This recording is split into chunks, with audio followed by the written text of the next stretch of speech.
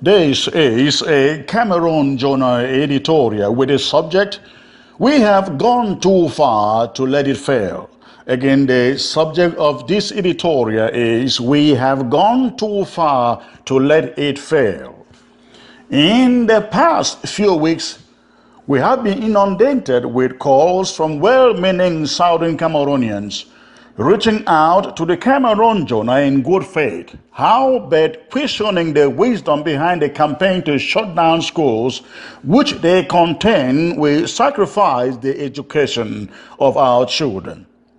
Some are arguing that the rich amongst us are not being affected as they have resorted to enrolling their children in schools across the border in La République du Cameroon.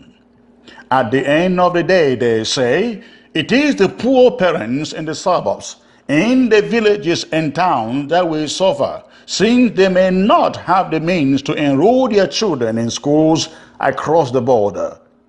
The other argument we hear is that children grade 1 to 6 or classes 1 to 6 will never ever regain the time they were lost should we sacrifice schools for their cause. Summarily, they are wondering whether we have no other options or alternatives to the school shutdown. As well-intentioned as their wisdom may come across in their perception of the school situation, at the Cameroon Journal, we have in turn asked them on several occasions what alternatives or options they have to suggest or they think are feasible or available. Unfortunately, none of them has given us a workable or practical alternative to the school shutdown. Some have suggested that we cling to and intensify ghost towns and rely on it as the main tool to sustain the revolution. Others say that open hostilities will do the trick. At the Cameroon Journal, we have carefully weighed all the options in this editorial. We want to convey to you the reason why we believe we have to cling on to this school shutdown campaign if we really mean to reach Boya anytime soon. The history of the Southern Cameroon struggle, we all are aware, dates as far back to more than half a generation.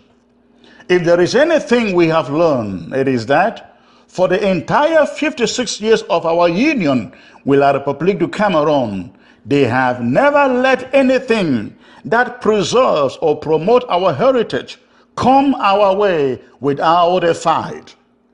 And it ought not to be so, not especially when our territory produces 68% of the gross domestic product in Cameroon.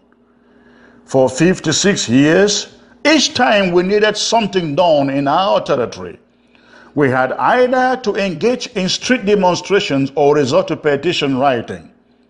This is to say that the only language that the regime in La République du Cameroon understands is the language of sustained action and hostage-taking of its institutions.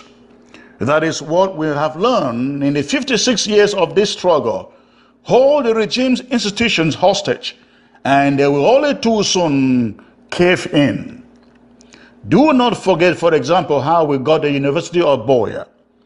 La République did not give it to us. We fought for it. We got the University of Boya essentially because our children in the University of Yaoundé succeeded to shut down the slaughterhouse when they questioned why they were being taught exclusively in French by Francophone teachers with little or no knowledge about their educational and cultural heritage. Don't forget either that the GCE board wasn't given to us. We got the GCE board partly because Southern Cameroon's teachers took the marking exercise hostage by refusing to go to Yaoundé to correct the scripts, something they thought should have been done in Boya or Bamenda. In these two instances, we held the system hostage until our demands were met. Shutting down the entire school system in our two regions is such a big burden, but it is a burden worth bearing. If we do not, the same children will seek to protect and defend shall one day, in their own misery and frustration as we are today, ask us why we let such a yoke on their neck. At this level of the struggle, having gone 11 months already, we cannot let the revolution die by giving up on the one thing that we believe is hurting La République du Cameroon the most. The truth is that we don't have the luxury of options with which to bring the regime to its knees. We don't have guns or machine guns. We don't have any army with which to confront them at the Mongol. We don't have the intelligence contraptions they have. We don't have the French or any other world power behind us as they do. Our only recourse can only be to the best tactic that is within our reach, an approach that we know hurts them the most. Yes, it will hurt us and our children too, but that would have secured a better future for all of them and for the children. We recall that during apartheid in South Africa, a racist system perpetuated for over 30 years, black South Africans had no luxury to education. Yet, take a look today and ask yourself this question. How many South Africans have we seen out here in America and in Western Europe hustling and struggling as the rest of us who fail to fix our institutions do? How many South Africans are out here working in the factories and in nursing home 24/7 as we do? How many South Africans vacate their countries seeking asylum and greener pastures as the exodus is among us, the rest of Africa? South Africans sacrifice and some of their children miss schools. Some never live to see the fruit of their sacrifice. But those who saw that future and are benefiting from it can thank those who fought for it, though they may have sacrificed their children. In the southern Cameroons, lawyers shut down the courts in the southwest and the northwest. Did it hurt the regime? No, it didn't. We took to the streets and protested the arrest, rape, and torture of our lawyers and university students. Did it mean anything to La République du Cameroon? Of course it did not. They arrested our leaders and have since held them in dungeons in Yaoundé. We have written petitions, made protest rallies, called the world's attention to the situation. Has it hurt them by any means? Not that which we know. Property worth billions has been destroyed in the northwest and southwest regions, with whole institutions razed down. Has it hurt La République du Cameroon yet? Not that which we know. The only thing that is visibly hurting the regime, the only thing that is holding the regime in its pennies, is the school situation. And because of it, the regime is suddenly growing desperate, very, very desperate. And this should remind us, when two men are engaged in a fight and the other party succeeds to grasp the pennies of the opponent, he doesn't let it go until he gets a surrender cry. That's what we are waiting for from La République du Cameroon. If we hold on to the school shutdown, only too soon will the regime surrender. This is the reason why we can't let schools resume now.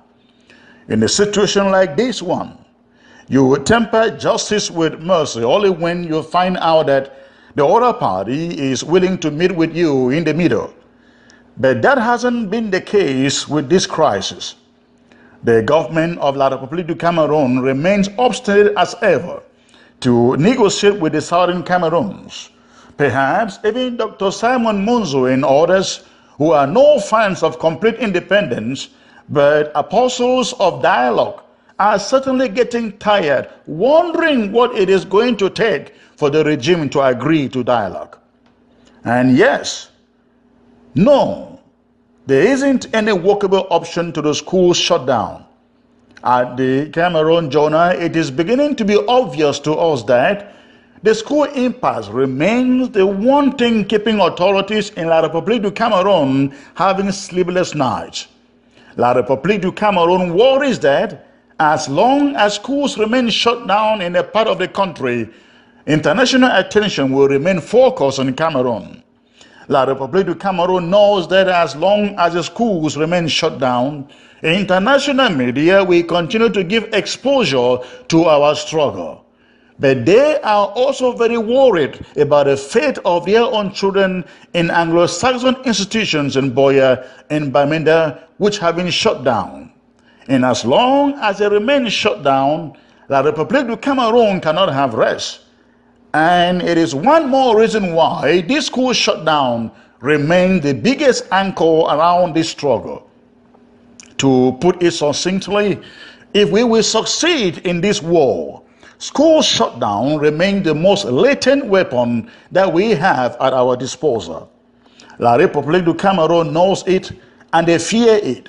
That's why all over our territory, it has deployed thousands of troops with machine guns and ammunition to intimidate and perhaps kill some of us. We do not have such sophisticated machinery. Our most effective sophisticated weapon in this war is rather tactical, and we cannot be that naive as to chicken out and negotiate it away in school's resumption. It must occur to us that the image and integrity of the regime, if they actually have any, in the eyes of the international community is at stake for as long as they remain tenacious in proffering an earnest solution to the crisis based on the demands of southern Cameroons for the unconditional release of Agbobala, Anya Paul, Fontem Neba, hundreds of others, and of course, the call for a referendum. Having made the point, at the Cameroon Journal, it is our opinion that at the level of every county, groups be set up to ensure that every school in the county is shut down through all available means. Landlords who own student quarters in school communities should be warned and monitored to make sure that they admit no student in those lodgings. Those that disobey should be a target of visitation by our door-to-door local brigades. There is no doubt that if the hostages are closed down or shut down, no student will show up for school. Every local community in the southern Cameroon should form self-defense groups to coordinate security in the community against any invasion or attack from La République du Cameroon troops. Bamenda Airport should be rendered inoperable. La République du Cameroon knew that they could not hurriedly transport people they arrest in Bamenda to Yaoundé through Bamenda-Bafoussam Road, and so hastily refurbished the airport to use it to airlift those they arrest in Bamenda to Yaoundé. That airport was never restored to serve the region or the people of the region. It was meant to ease transportation of our arrested people to Yaoundé. Self-defense groups should target the airport and render it unfunctionable. Between Bamenda, Manfe, Kumba, Tiko, Douala Road, our self-defense forces should mount disguised brigades to intercept any La République du Cameroon troops caught transporting our people to dungeons in Yaoundé and Douala. A few weeks ago, we stated in one of our editorials that in this war, we must target only institutions that will bring real pain to the regime in Yaoundé. We suggested taking the fight right into Yaoundé and Douala, the seat of the regime. If they cannot fight Boko Haram in the north, there is no way they are going to match us inside Yaoundé and Douala. In this light, except for schools that ignore the orders to shut down, our infrastructure should only be touched when really necessary. Let's take the pain to the enemy's territory where it will hurt them the most. Let's get the schools shut down until la République du Cameroon is ready to sit in conference with us to decide on the fate of a referendum for our territory. Again, you heard this from the Cameroon Journal. You can read the scripts of this editorial on our website, cameroonjournal.com. And you can write to us at editor@cameroonjournal.com. Again, the email address is editor@cameroonjournal.com. I am Chris Anu, and thanks for listening today.